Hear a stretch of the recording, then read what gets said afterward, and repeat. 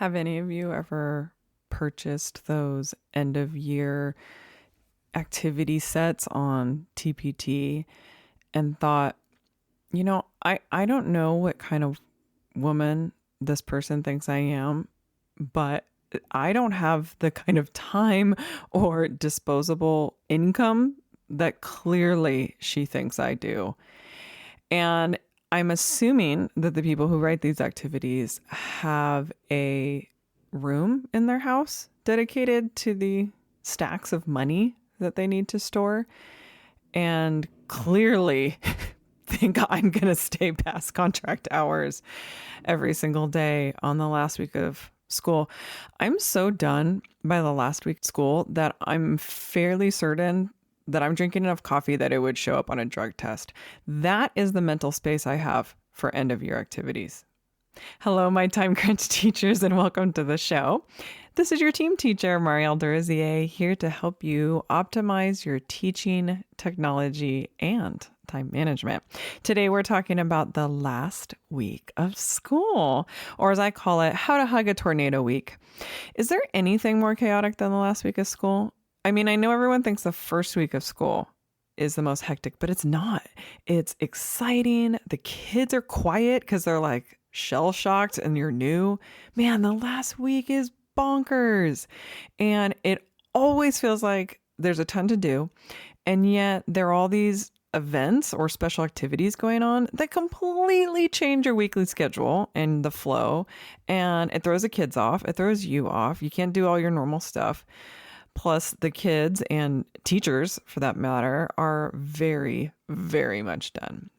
Well, today, I'm going to give you my favorite last week of school activities that will not only help you keep your sanity, but they also will provide a little bit of fun for the kids too, because ultimately that's what it's about. You want to send them off having a good time, reminiscing about all the fun and enjoyment they had in your class and getting them ready for the summer. And the best part about these activities is that they're cheap or free, and they require very, very minimal prep. So if you happen to be listening to this episode in the States on Memorial Day evening, I've got you. They also work with a variety of age groups, so feel free to tailor them to your needs. All right, the first topic is what I'm going to call activities disguised as teaching, because not every day can be a movie day. I'm sorry, I know. Like you're still teaching the last week of school. And to be fair, these are actually super fun. And it does actually teach the kids a few activities. The first one's not going to sound like it, though. The first one is how to blow a bubble with bubble gum. All you need is bubble gum. The more obnoxiously and artificially pink it is, the better. So pass out the gum to the kids. It's hilarious. Many of them have not had like the real bubble gum, like the big honking piece of bubble gum that like fills up your whole mouth. It's adorable watching them try to just like chew it. And you tell them to try and blow a bubble. Now, I'm in my second year of teaching second grade. I've actually yet to meet a second grader who knows how to blow a bubble gum. But you know what? They try, and give them some space. There's going to be some spit. There's going to be a lot of like sounds as they don't figure out how to stretch the gum. Get ready for them to wash their hands because they're going to try to stretch it over their tongue with their fingers. Anyways, it's hilarious. It's adorable. Eventually, some of them get it. But the point is they're going to try and practice. They're going to try and get as close as they can. And let me tell you, I thought I was a popular teacher and the kids like me. But the day I showed them how to blow a bubble and how it got like super huge, you would have thought I was some sort of celebrity. They thought it was the most amazing thing they'd ever seen. And when it like pops all over your face, it's hilarious. They love it. Anyways, let them try and figure it out. They'll get there eventually. Then once they pretty much understand how to do it, have them collaborate on what the steps were, right? Very procedural. First, get out the gum, unwrap it, second, put it in your mouth, chew, and then they have to kind of describe how to spread it over their tongue, and they kind of all disagree how that should be. Here's the teaching part. Here's the part where if your administrator walks in, they'll go, oh, what a clever idea. Then they just write a how-to essay. That's it. So they've gone through the process. They've had lots of fun. They've collaborated on the different ways to describe it. They argue over the words to use in the exact order of the steps. And then they sit down and they write a how-to essay on how to blow a bubble. And they turn out great, actually. And buy some extra gum, send them home with it. If your school doesn't allow gum, I don't know, this can just be your secret clandestine activity. But it's great, and the kids love it.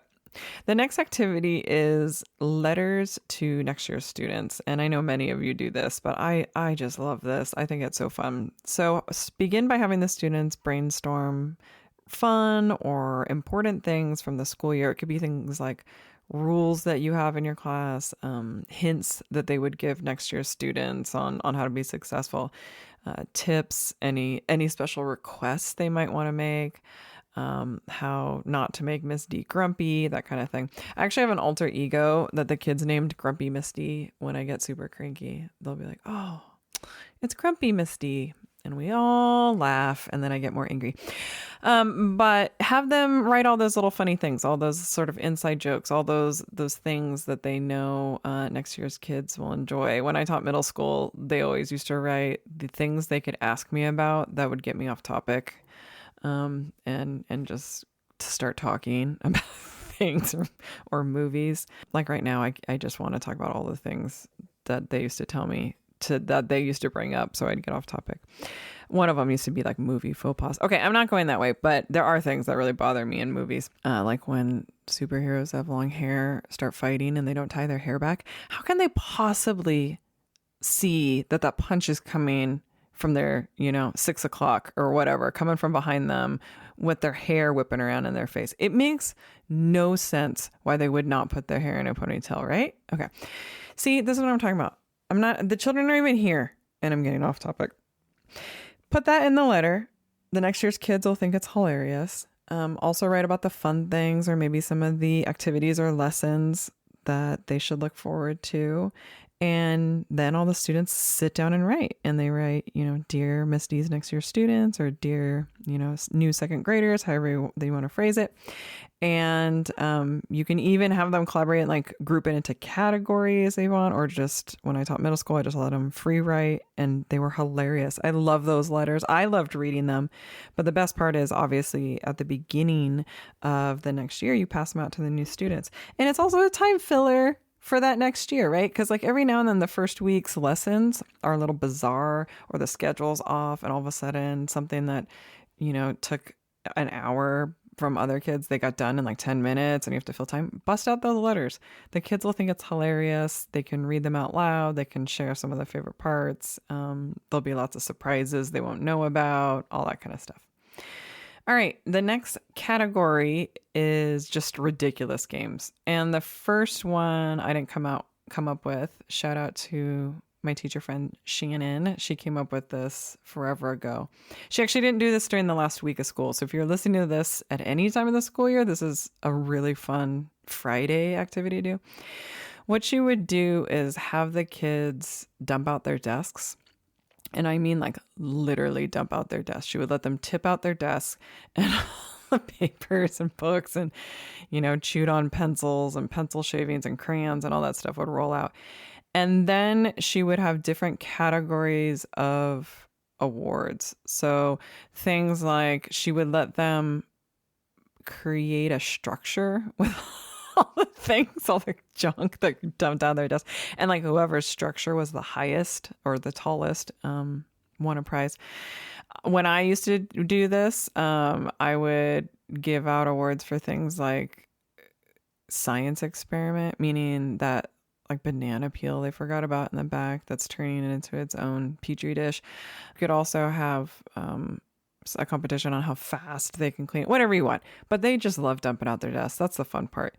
And they actually look forward to it. So again, do it on a Friday, do it on the last week of school. We definitely have to do it on the last week of school anyways, because they have to take stuff home.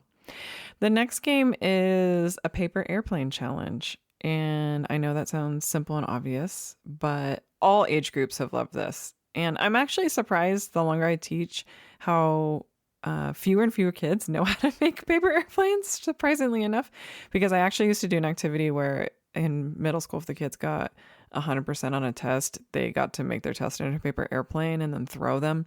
And the airplane that went the furthest, they would get an extra point on their next test. It was highly motivational for them to get a perfect score. But in second grade, I don't do that. In second grade, we just have a paper airplane challenge at the end of the year.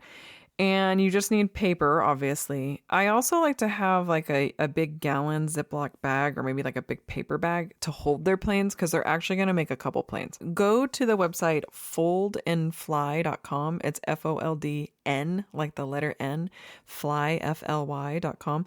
They have a bunch of different styles of airplanes and step-by-step instructions. And what's great about it is the planes are organized by type, meaning these planes are good for distance, or these planes are acrobatic, or these are just decorative. And then they're also subcategorized by difficulty level, like is it easy, is it challenging, or whatnot. So put the students into groups and have them go to those websites so they can see all the different kinds of planes and explain the challenges. And here's the challenges I like to have with the paper airplane categories.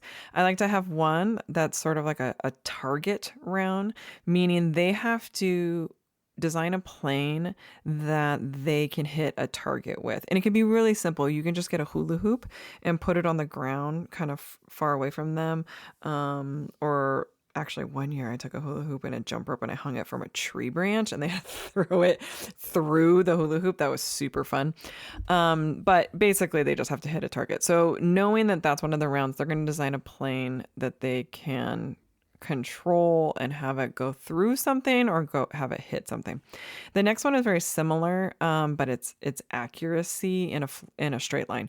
And so basically they have to create a plane that's going to fly super, super straight.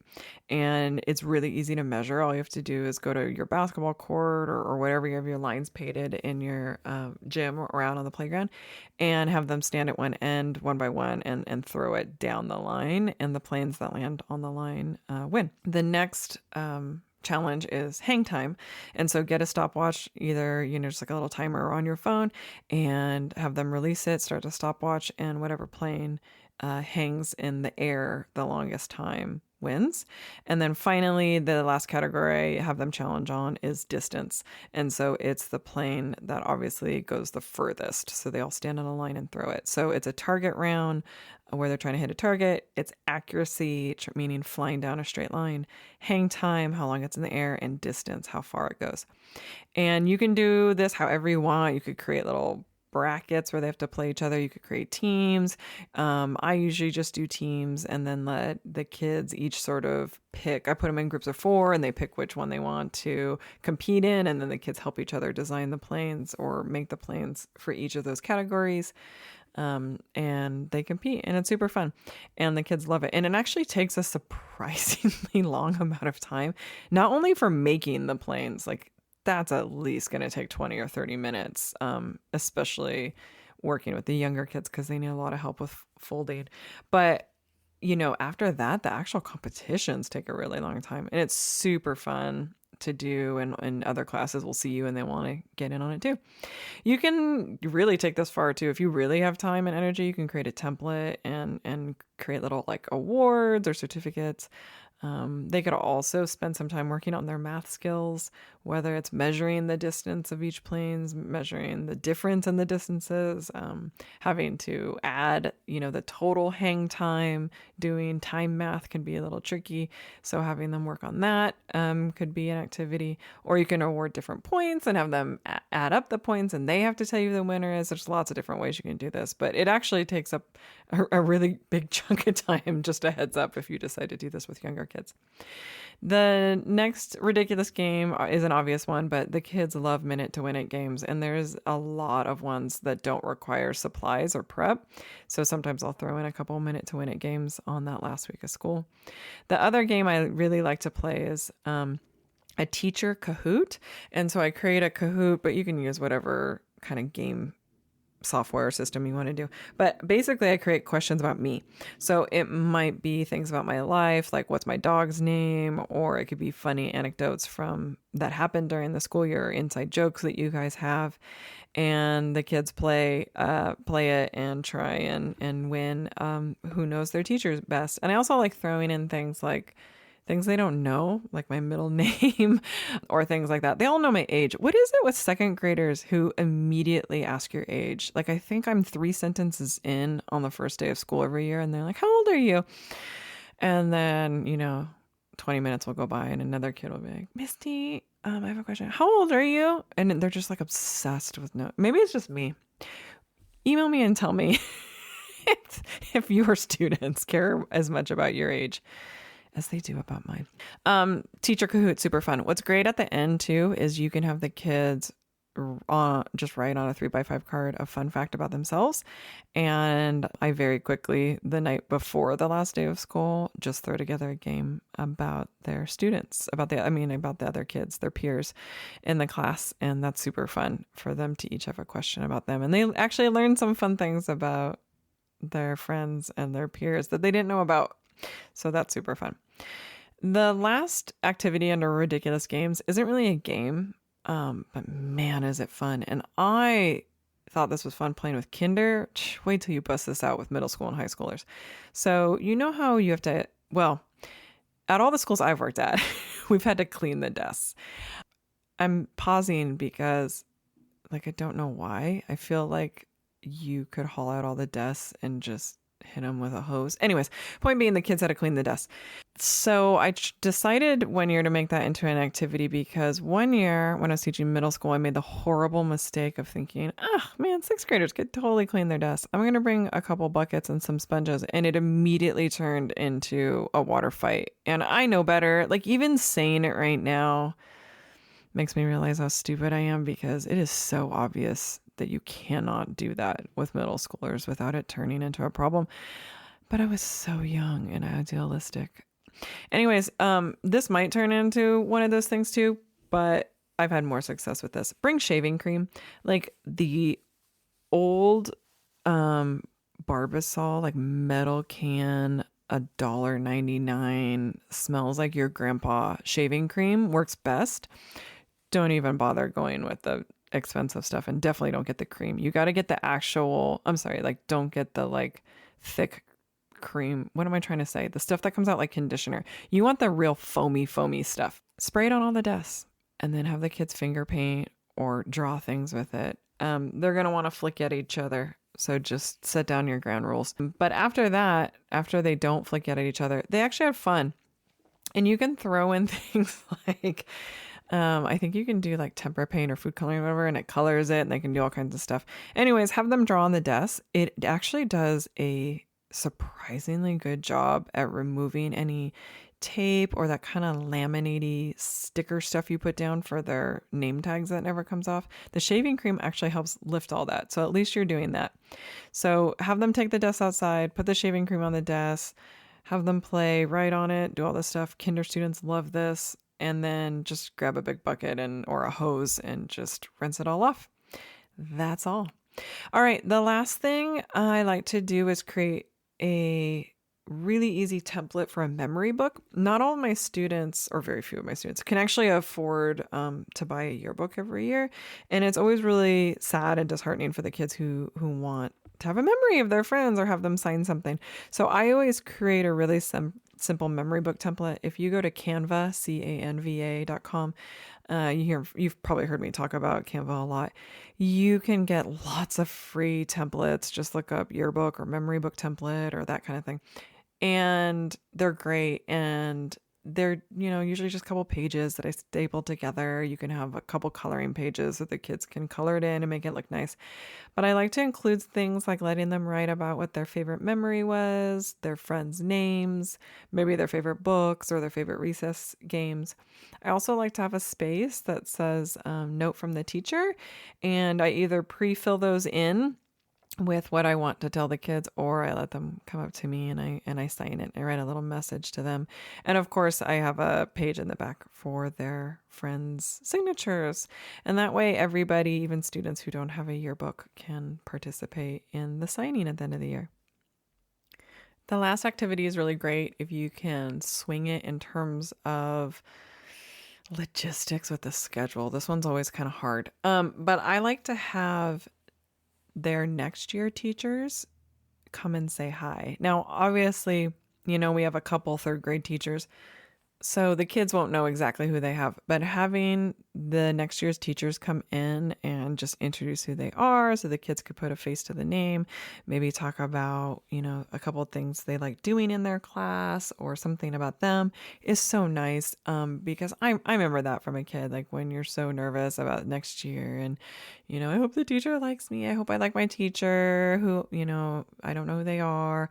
And just having them meet those people before they go into the summer is really nice. Even if, obviously they don't know which teacher they may have until August, it's still nice for them to meet who they are. And it's great for the third grade teachers. They get to come in and see the kids that they might be having and that kind of thing. So if you can swing it so that the next year's teachers can come and say hi, even if it's just really quickly on their recess or break or something, I think it's a nice little activity.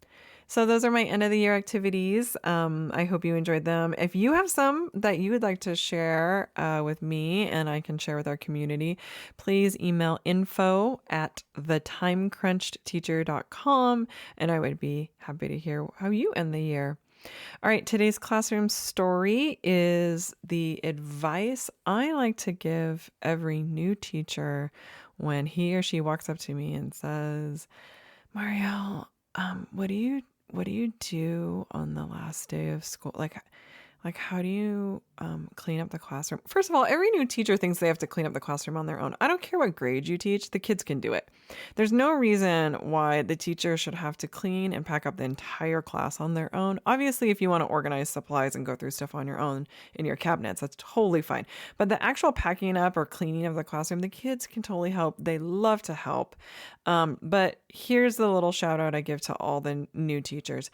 You need to find the kid who plays Connect 4. Let me explain.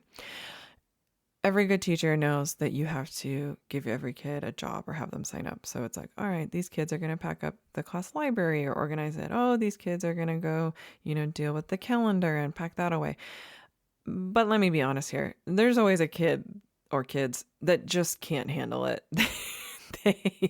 They either make a huge mess or they get in the way or they're just one of those high energy kids that kind of half do a task and finish it in 30 seconds and then, want 1,000 more tasks but they're not done to completion. And then all the kids who are doing it right get frustrated. Anyways, you all know that kid. Maybe you were that kid. Maybe I was that kid. So here's what I've learned. Get Connect 4. And as all the kids are signing up for the little things they're going to do, I'm going to take down, the student workboard. I'm going to do the calendar. I'm going to, pack away the cozy corner. You assign that kid that they get to play Connect 4. I know. Is it fair? No. Should I be teaching that kid the responsibility of packing up a class? Probably, but it's the last day of school. I've tried really hard. This kid and I have probably, gone through some things and some challenges. I'm sure I love them to death, but I just cannot handle the chaos of a kid that can't do the job. So they get to play Connect 4. They can pick whoever they want to play Connect 4, and they will sit there and play Connect 4. They love it. I've never had a kid deny it and say, no, I don't want to play Connect 4. If they, for some reason, don't want to play Connect 4 and they would like to help you, then have them help you. That's totally fine. But I have found that the playing Connect 4 is sort of the secret code to the kid that they get to do something special because, I maybe don't trust them with tacks and pulling them out of the wall. So there you have it. There's the honest truth of what happens by the last week of school. And what I tell every new teacher, you need to find the kid who plays Connect 4. And I remember the first year I did this, the kid was so jazzed. And, I think we made memories that day. Thank you so much for your kind attention. Until next time, teachers. Bye for now.